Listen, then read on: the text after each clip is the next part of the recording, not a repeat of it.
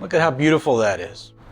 This looks like a hand-painted logo to me. It might have just been a decal, they might have been mass-produced, but there are subtle details in here. In fact, it's not even attached exactly in the middle. This was the lid of the piano, so this was an upright piano, obviously not very deep, and this was the top, this was the lid. And it's going to be the lid of our box, but it's way too wide for the box. So what I have to do is cut it down. I really like these curves on the sides. So I think what I'm going to do is I'm going to trim each of these sides off a little bit, about 5 1/16 of an inch in, maybe 5 1/8. And then I'll trim off this middle part in the right amount so that it'll fit on top of the box. That's the idea, at least. Let's see how it goes. I never know with this found stuff how it's going to cut. So here goes everything.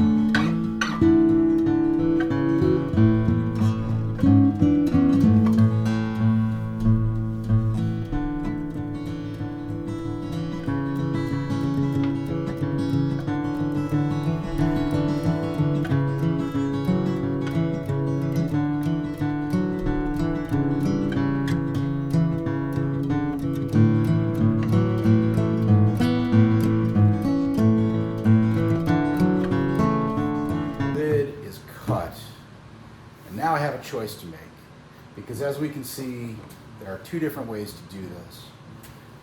Just to be sure, when I cut the middle part that has that beautiful decal on it, I cut it to the exact width of the box, because I wasn't quite sure what was going to happen. And I'm really glad I did that.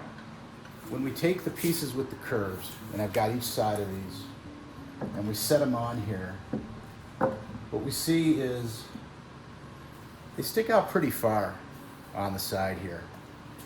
Now, that might be really cool, you know, and I could always add some kind of a decorative detail to make it work. So, drink a little coffee and think about this.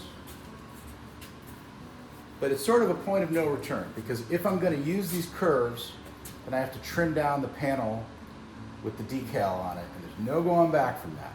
Well, there is going back. I could always add some material in when I glue these together. But I don't think I want to do that, and I'm not so sure how I like it with these curves. So we'll see. The main thing is, the lid's cut, but I've got a choice to make too. When I cut the box together, I missed something. And I have this theory that this is the difference between somebody like me who's sort of an advanced beginner and someone who's an intermediate or a pro.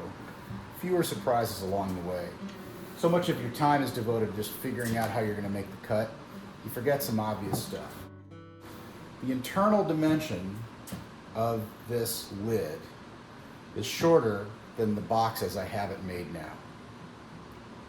And what that means is that there's a gap in the back here where the hinges aren't going to work. So I have two choices to make. I can add some material. I can glue in some material to the back here, which could be nice. It could be walnut, it could be mahogany, it could be something else. I might even be able to piece together some scraps from this piano. Or I can make the box just a little bit shorter. I sort of hate to make the box shorter because it's already kind of small, and it feels so weird to take this big piano and reduce it down to something this small. So I'm going to think about that too. So two decisions to be made, and they have to get made now. There's lots of things that will follow this. I'm going to think on that now, and then I'm going to do the next thing. Well, it didn't take me long to decide to just add to the lid with some mahogany. So I found a piece. It wasn't quite thick enough. So I ripped it through the table saw, mitered it to length,